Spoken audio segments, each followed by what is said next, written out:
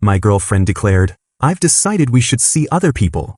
Right before Valentine's Day so she could date her trainer. I said, perfect timing. Her trainer ghosted her after 1 week. Meanwhile, I'm planning a Valentine's trip with her former best friend. Victoria and I had been together for 8 months, the kind of steady relationship where we'd fallen into comfortable routines, Sunday morning coffee runs, shared Netflix passwords, and those quiet evenings where we'd plan weekend trips while she scrolled through Pinterest boards of couple goals. I'm a 27-year-old project manager at a tech consulting firm, the type who actually enjoys creating spreadsheets and believes in planning ahead, so when Valentine's Day was approaching, I'd already started researching restaurants and thinking about whether this might be the year I'd say something more serious about our future. Then, on a Tuesday night exactly 2 weeks before Valentine's Day, Victoria dropped the bomb that completely blindsided me. I think we should see other people, she announced while I was reviewing quarterly reports on my laptop, her tone casual like she was suggesting we try a different pizza place. I looked up from my screen, certain I'd misheard something. What do you mean, see other people? I mean we should date other people. Explore our options. Find ourselves. She was using that airy, self-help book language that people use when they're trying to make selfish decisions sound enlightened. I've been doing some soul-searching, and I think I need to experience more before I can really know what I want. The timing felt deliberately cruel, 2 weeks before Valentine's Day, after months of her showing me engagement ring posts and talking about couples' weekend getaways. Are you breaking up with me? I asked, setting my laptop aside and giving her my full attention. No, not exactly. I'm saying we should take some space to date other people. You should try it too, actually. It might be good for you. The way she said it made me feel like I was being prescribed medicine I didn't want to take. Over the next few days, I started noticing things I'd been too trusting to see before, how she'd been spending extra time at our gym, coming home energized and distracted, mentioning her personal trainer Bryce more frequently in casual conversation. Bryce thinks I should focus more on compound movements, or Bryce suggested this new protein powder. I'd assumed she was just getting serious about fitness goals. When I finally looked at her phone after she left it unlocked on the counter, the extent of her planning became crystal clear. Dozens of text messages with Bryce spanning the past 3 weeks, complete with flirty emojis, workout selfies, and a confirmed dinner date scheduled for that Friday, 3 days after her "see other people" speech. She'd already moved on before she'd even bothered to officially pause us. When I confronted her about the texts, she had the audacity to act like I was the one being unreasonable. This is exactly why we need space, Ethan. You're being paranoid and controlling. Bryce and I are just friends exploring a connection. Exploring a connection while we were supposedly taking a break, she'd announced after already planning their first official date. The manipulation was so transparent it was almost insulting to my intelligence. Within 48 hours of our "see other people" conversation, Victoria's Instagram transformed into a highlight reel of her new life with Bryce. Gym selfies with him spotting her during bench presses, expensive dinner photos at steakhouses I'd never been able to afford on my salary, and couples workout videos with captions like, "Finally found my fitness motivation," and "When your trainer becomes your everything." The speed of it all confirmed what I'd suspected. This wasn't exploration, it was a calculated trade-up she'd been planning for weeks. I was scrolling through her stories like some kind of masochist when my phone rang with a call from Sophia, Victoria's former best friend who I'd met several times at group gatherings but never really talked to one-on-one.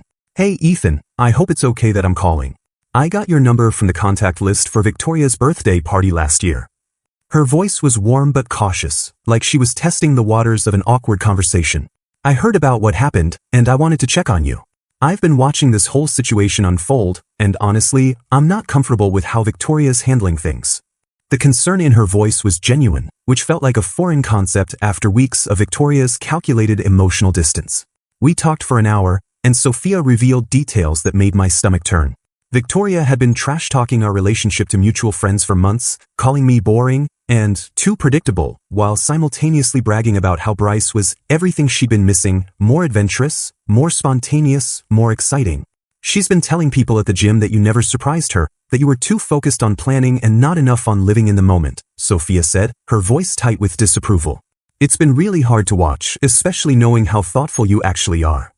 The irony wasn't lost on me. Victoria complained I was too much of a planner while she'd been meticulously planning her exit strategy for weeks.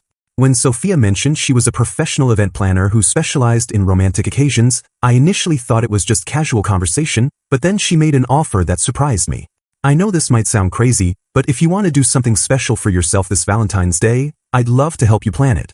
Not as a business thing, just as someone who thinks you deserve better than moping around while she parades her upgrade all over social media.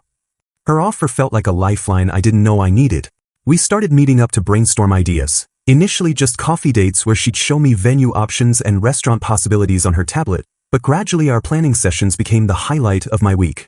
Sophia had this infectious enthusiasm for creating memorable experiences, and she listened to my ideas with the kind of attention Victoria had stopped giving me months ago. "What if we plan something that's completely you?" she suggested during our third meeting. "Not trying to compete with Gym Boy's flashy dinners, but something that shows your actual strengths. You're thoughtful, reliable, someone who pays attention to details that matter."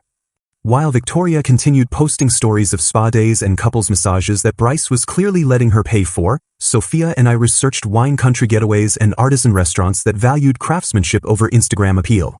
She had connections everywhere: vintners who could arrange private tastings, chefs who could create personalized menus, bed and breakfast owners who specialized in romantic escapes that felt authentic rather than performative.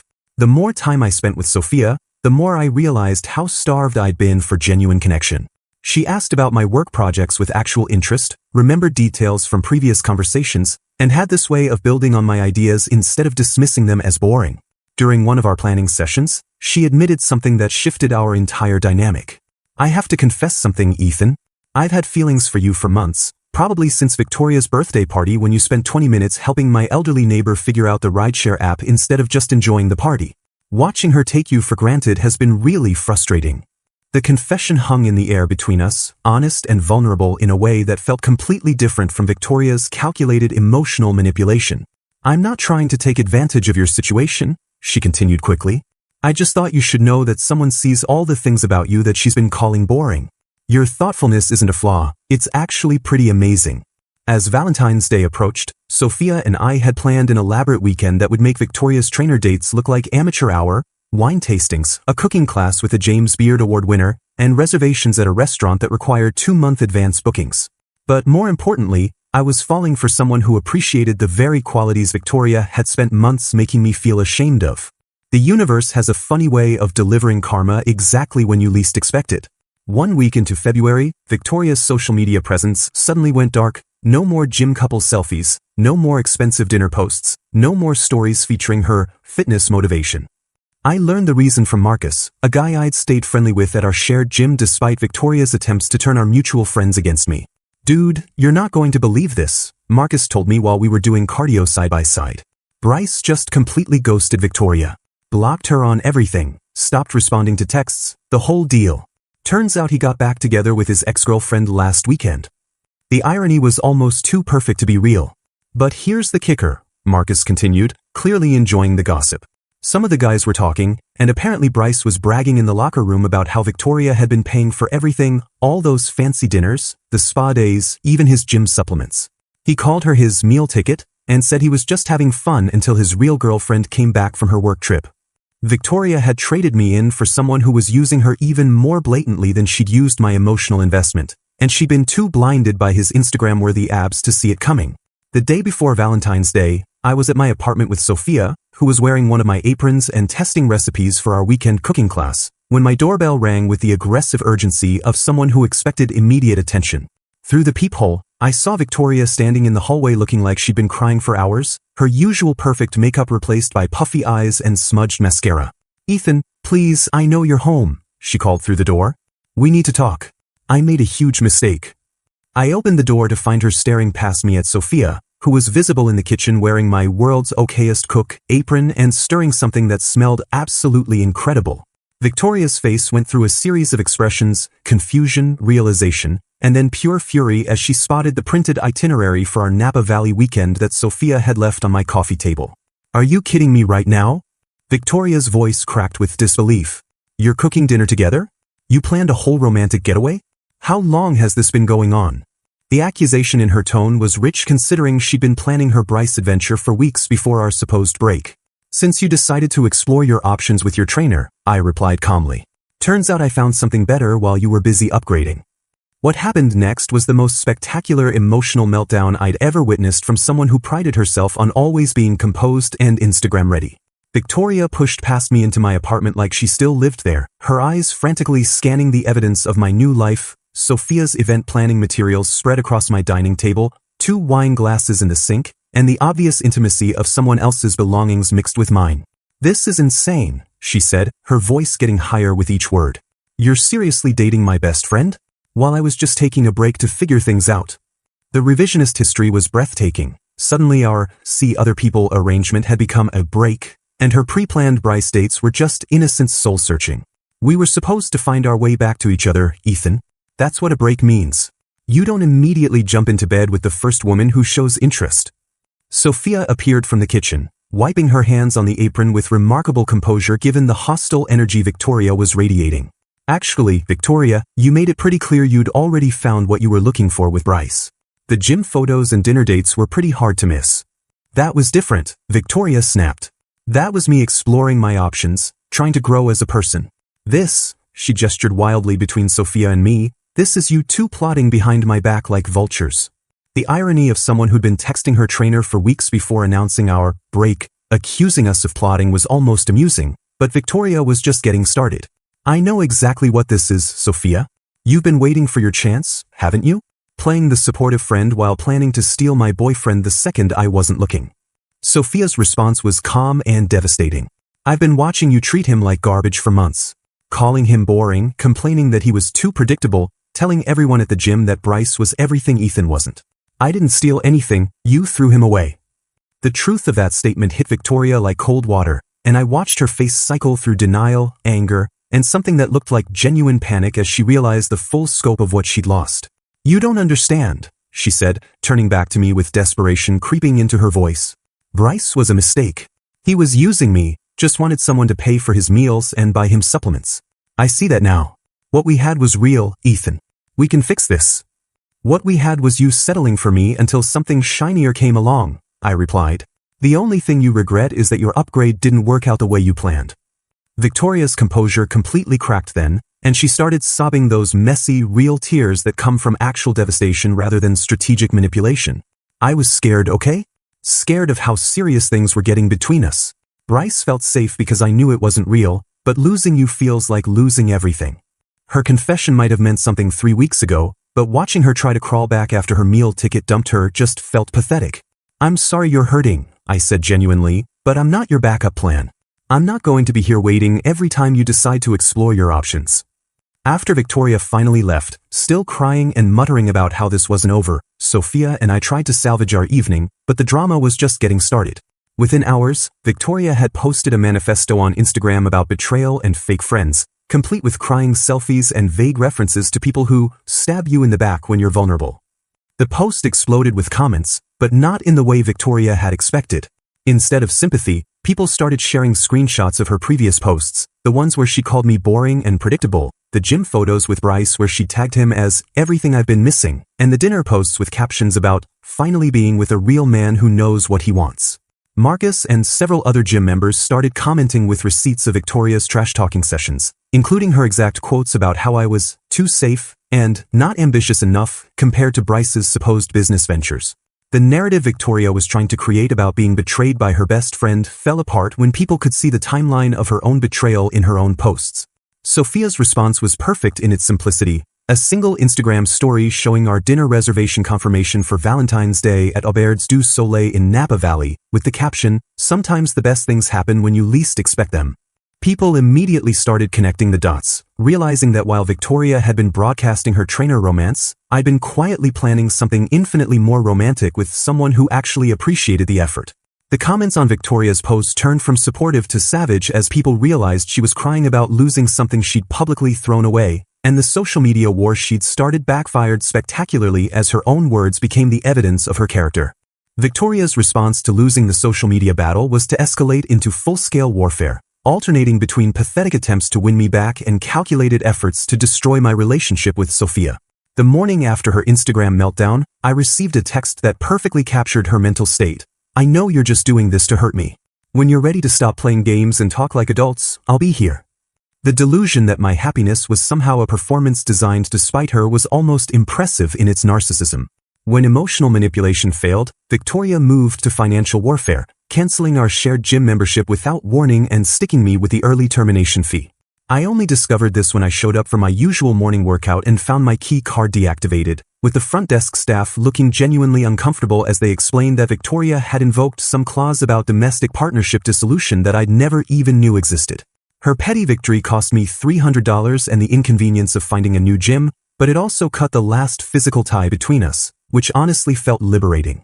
The rumor campaign started immediately after the gym incident, with Victoria telling anyone who would listen that Sophia had been stalking me for months and had deliberately sabotaged our relationship. She positioned herself as the victim of a calculated seduction, conveniently forgetting that she'd been the one texting her trainer for weeks before announcing our break.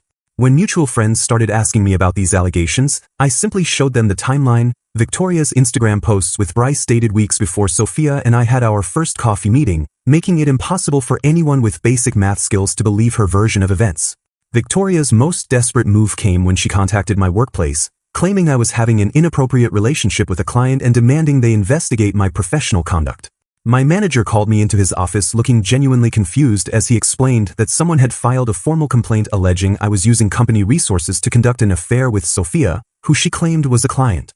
The thing is, Ethan, my manager said, clearly trying not to laugh, we don't actually have any clients in event planning, and our HR records show this complaint came from someone claiming to be your girlfriend, which contradicts her allegation that you're cheating on her. The complaint was so transparently vindictive that it actually made me look like the victim of harassment rather than the perpetrator of misconduct, and my manager ended up apologizing for having to bring it up at all. But Victoria's most spectacular public meltdown happened at the gym, where she apparently cornered Bryce during his evening shift and demanded an explanation for why he'd ghosted her after she'd been nothing but generous and supportive. Marcus, who witnessed the entire scene, called me immediately afterward with a play-by-play that was better than any reality TV drama. "Dude, she completely lost it," Marcus said, barely able to contain his excitement. She was screaming at him in front of everyone about how she paid for everything, bought him supplements, covered all their dates, and he just stood there looking embarrassed while she aired all their business. The confrontation escalated when Victoria started throwing gym equipment, accusing Bryce of using her as a meal ticket while he was secretly back with his ex-girlfriend. The best part, Marcus continued, was when she demanded he pay her back for all the money she'd spent on him, and he just laughed and said she'd volunteered to pay because she was trying to impress him. Security had to escort her out, and management banned her permanently for causing a disturbance. The drama reached peak absurdity when I discovered, through Sophia, that Bryce's ex-girlfriend was actually her cousin Elena, who worked as a pharmaceutical sales rep and had been traveling for work during his brief Victoria experiment. Elena reached out to Sophia with information that made Victoria's situation even more pathetic than we'd realized. "Sophia told me what's been happening with your ex," Elena said when she called me directly. "I thought you should know that Bryce has been running this same scam on multiple women at different gyms across the city. Victoria wasn't special, she was just his most gullible target." Elena revealed that Bryce had a rotation system, targeting women who seemed financially stable and emotionally vulnerable, letting them compete for his attention while he collected free meals, supplements, and ego boosts. "He showed me screenshots of her texts," Elena continued. She was practically begging him to let her buy him things, talking about how she'd never been with someone so motivated and ambitious. He was laughing about how easy it was to get her to pay for everything.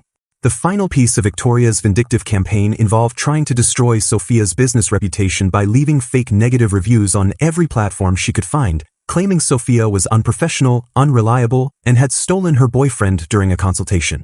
The reviews were so obviously fake, posted from new accounts with no other activity, all using similar language and focusing more on personal grievances than actual service issues, that most platforms removed them within days. But Sophia's existing clients rallied to defend her, posting genuine positive reviews that highlighted her professionalism and creativity, ultimately boosting her business profile more than Victoria's sabotage had damaged it. "You know what the funny thing is?" Sophia said as we looked at her review page, now filled with glowing testimonials from grateful clients. "She actually helped my business by forcing all my happy customers to go public with their recommendations. I've gotten 3 new bookings just from people who saw the drama and wanted to support me." Victoria's escalating revenge campaign had backfired at every level. The gym drama made her look unhinged, the workplace complaint made me look like a harassment victim, the fake reviews boosted Sophia's business, and every public scene she caused just provided more evidence of her true character to anyone who'd been on the fence about our situation. Valentine's Day itself became the stage for Victoria's most spectacular public humiliation, though she orchestrated it entirely herself through a combination of desperation and terrible decision-making. Somehow, She discovered our dinner reservation at Chez Laurent, probably through social media stalking or mutual friends, and decided that crashing our romantic evening with witnesses would expose our affair and win public sympathy for her situation. Sophia and I were enjoying appetizers and wine when Victoria burst through the restaurant's entrance like she was staging an intervention, flanked by two women I recognized from the gym who looked increasingly uncomfortable as they realized what they'd been recruited for. "There they are," Victoria announced loudly enough for half the restaurant to hear, pointing at our table with the dramatic flair of someone who'd been rehearsing this moment. The cheating boyfriend and the backstabbing best friend, having their romantic Valentine's dinner while I'm left picking up the pieces of their betrayal. The entire restaurant went silent, with couples pausing mid-conversation to stare at the unfolding drama, but Victoria seemed energized by the attention rather than embarrassed by it. "I brought witnesses," she continued, gesturing to her increasingly mortified companions, "because I want everyone to see what kind of people you really are. Sneaking around behind my back, planning this whole relationship while pretending to be my friend." Her gym friends, Ashley and Monica, were clearly starting to realize they'd been manipulated into participating in something much more unhinged than Victoria had described when recruiting them for this mission. Before I could respond to her accusations, the restaurant manager appeared with the kind of professional composure that comes from years of dealing with difficult situations. "Excuse me, Miss Chin," he said, addressing Sophia with obvious recognition and respect. "I'm so sorry about this disruption. We certainly didn't expect anyone to disturb your Valentine's celebration." It turned out that Sophia had planned and executed the restaurant's grand opening events 6 months earlier, creating an elegant wine-tasting experience that had launched them successfully into the local fine dining scene. "Miss Chin is one of our most valued event partners," the manager continued, his tone becoming firmer as he addressed Victoria's group. "I'm going to have to ask you and your friends to leave immediately. This behavior is completely unacceptable in our establishment." The moment when Victoria realized that Sophia wasn't just some random woman who'd stolen her boyfriend, but a respected professional with actual standing in the community, was visible on her face like watching someone's entire worldview collapse in real time. "You can't kick us out," Victoria protested, her voice getting shrill. "I'm exposing their affair. People deserve to know the truth about what kind of people they really are." "Ma'am, you're causing a disturbance during other guests' romantic dinners," the manager replied firmly. "If you don't leave voluntarily, I'll have to call security." Ashley and Monica, who'd been growing more embarrassed by the minute, finally reached their breaking point when other diners started pulling out phones to record the spectacle. "Victoria, we're leaving," Ashley said firmly. "You told us they'd been cheating for months, but her Instagram shows they only started dating after you were already with that trainer guy. You lied to us." Monica nodded in agreement, backing toward the exit. "This is insane. We thought we were supporting a friend who'd been betrayed, not helping you stalk your ex-boyfriend." Watching her backup abandon her in real time was the final blow to Victoria's rapidly crumbling dignity, and she stood alone in the middle of an upscale restaurant on Valentine's Day, surrounded by couples who were now openly recording her meltdown for social media posterity. The video of Victoria's restaurant outburst went viral on local Facebook pages and neighborhood apps within hours, with people sharing it as an example of unhinged ex-girlfriend behavior and cautionary tale about social media stalking. Her employer, a boutique fitness apparel company that prided itself on promoting positive lifestyle choices and empowered women, saw the video by the next morning and fired her immediately for unprofessional conduct that reflects poorly on our brand values. The final image that perfectly captured Victoria's Valentine's Day was a selfie someone spotted her taking alone at a McDonald's later that evening, posting passive-aggressive Instagram stories about people who show their true colors, while surrounded by Happy Meal boxes and looking like she'd been crying for hours. The aftermath of Victoria's public meltdown was swift and definitive. Within 2 weeks of the restaurant incident, she deleted all her social media accounts, moved back in with her parents in Oregon, and essentially disappeared from our social circle entirely. The combination of losing her job, her reputation, and any remaining friend support had finally forced her to face the consequences of her choices, though I doubted she'd learned anything meaningful from the experience beyond the fact that public tantrums have social media consequences. Sophia and I, meanwhile, were building something genuine and lasting. 3 months into our relationship, I'd never been happier or more confident in a partnership. She'd helped me plan surprise birthday parties for 2 of my coworkers, organized a promotion celebration dinner that had my entire team raving about her creativity, and somehow made every weekend feel like an adventure worth documenting, not for Instagram validation but for our own memories. The gym community, which had witnessed Victoria's entire dramatic arc from entitled princess to banned crazy ex-girlfriend, was incredibly supportive of our relationship. Marcus and several other members had started asking Sophia for event planning advice, And even Ashley and Monica had approached us separately to apologize for initially believing Victoria's manipulation. We should have known better, Ashley admitted during a chance encounter at the grocery store. The timeline never made sense, and honestly, Victoria had been complaining about you for months before she ever mentioned that trainer guy. We just felt bad for her when she was crying about being betrayed. The experience taught me something valuable about human nature. When someone says they wanted to see other people, they usually already have someone specific in mind, and the best revenge isn't plotting elaborate payback schemes but simply being happy with someone who actually appreciates you. Victoria had spent so much energy trying to hurt me that she destroyed her own life in the process, while I'd accidentally found my perfect partner by focusing on building something positive instead of dwelling on what I'd lost. This weekend, Sophia and I are celebrating our 6-month anniversary with dinner at Chez Lauren, the same restaurant where Victoria had staged her Valentine's Day meltdown. The manager, who remembered us from that dramatic evening, personally called to offer us the best table in the house and complimentary champagne, joking that we provided more entertainment than most of their anniversary couples. Sophia thought the irony was perfect, and honestly, so did I. Sometimes the best endings happen in the same places where the worst chapters tried to destroy you.